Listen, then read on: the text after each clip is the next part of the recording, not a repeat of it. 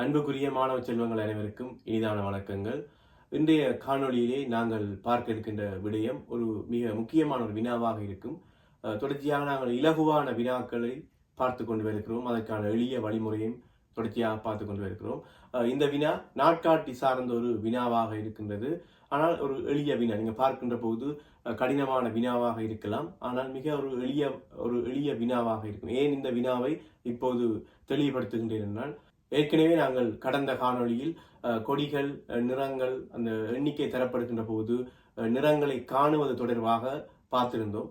அந்த வினாவினுடைய அதே ஒழுங்கிலே அமையப்பெற்ற ஒரு வினாதான் இது. அதுக்காகத்தான் அடுத்ததாக நான் இந்த வினாவை தெளிவுபடுத்தினேன். ஏற்கனவே பார்த்த அந்த வினா ஒரு இலகுவான வினா. அந்த வினாவை நீங்கள் இலகுவாக விளங்கி இருந்தால் இந்த வினாவை நான் உங்களுக்கு தெளிவுபடுத்துகின்ற போது மிக இலகுவாக விளங்கிக் கொள்ளக்கூடியதாக இருக்கும். எனவே வினாவை பார்ப்போம்.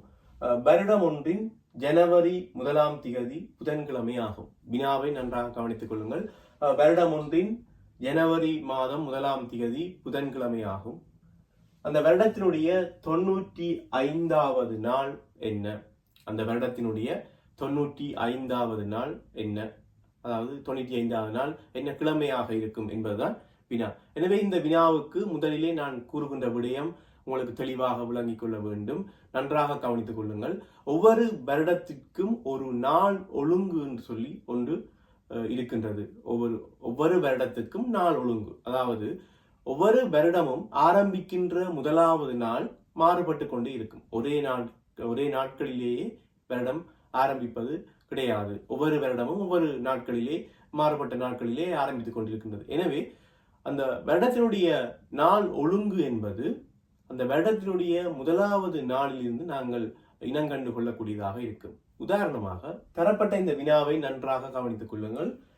வருடம் ஒன்றின் ஜனவரி 1ஆம் திகதி புதன்கிழமை என்று தரப்பட்டிருக்கின்றது. 1ஆம் திகதி புதன்கிழமை. எனவே இந்த வருடத்தினுடைய முதலாவது நாள் புதன்கிழமை. இந்த வருடத்தினுடைய முதலாவது நாள். இது சாதாரண வருடமாக இருக்கலாம், லீப் வருடமாக இருக்கலாம். இந்த வினாவுக்கு உங்களுக்கு அந்த விடயம் தேவையற்றதாக இருக்கும்.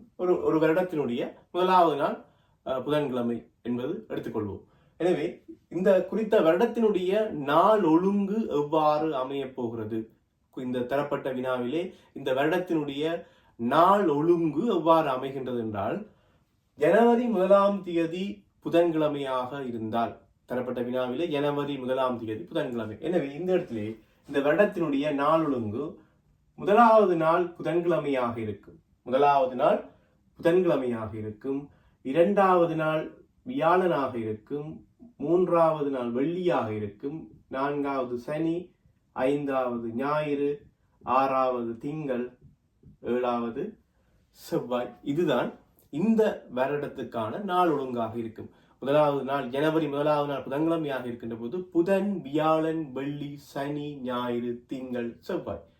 மீண்டும் புதன், வியாழன், வெள்ளி, சனி, ஞாயிறு, திங்கள், செவ்வாய். இவ்வாறாக இந்த நாள் ஒழுங்கு தொடர்ச்சியாக ஒவ்வொரு வாரமும் வந்து கொண்டே இருக்கும். எனவே இந்த நாள் ஒழுங்கானது வருடத்துக்கு வருடம் மாற்றம் அடைந்து கொண்டிருக்கும். அது ஆரம்பிக்கிற நாளை பொறுத்து அந்த நாள் ஒழுங்கானது மாற்றம் அடையும். முதலில் இதை நன்றாக விளங்கிக் கொள்ளுங்கள். நாள் ஒழுங்கு என்பது இதுதான்.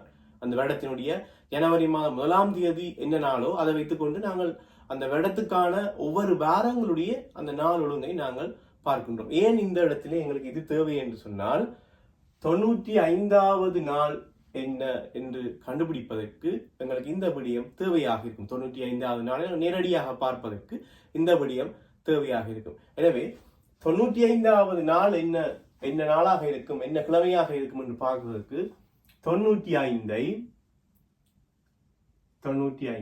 நாங்கள் பிரிக்க வேண்டும். 7ஆல் பிரிக்க வேண்டும். நன்றாக கவனித்துக் கொள்ளுங்கள். 95ஐ 7ஆல் பிரிக்க வேண்டும். ஏன் 7ஆல் பிரிக்கின்றோம் சொன்னால், ஒரு வாரத்திலே 7 நாட்கள் காணப்படுகின்றது.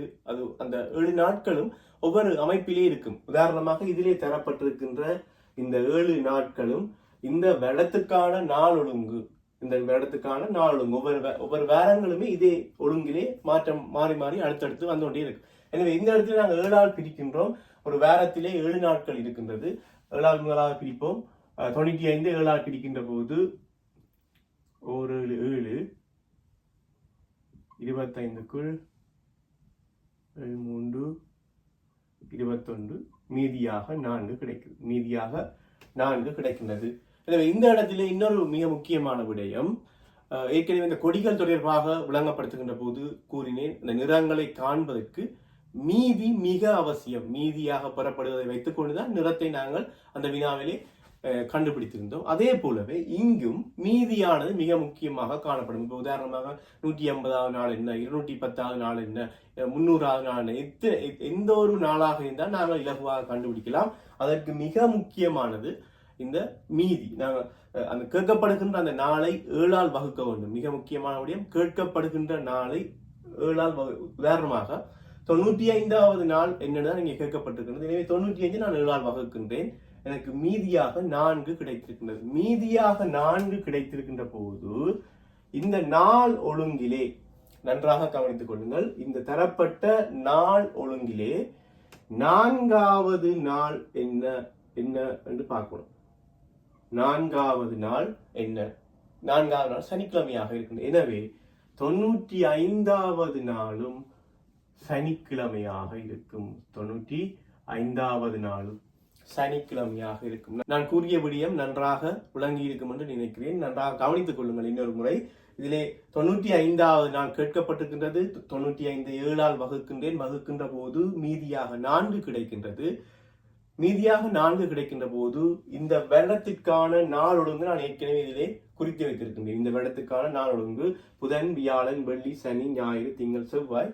எனவே 4 மீதியாக கிடைக்கின்ற போது இந்த வருடத்திற்கான நாள் ஒழுங்கில் 4வது நாள் எதுவோ அதுதான் 95வது நாளாக இருக்கும்.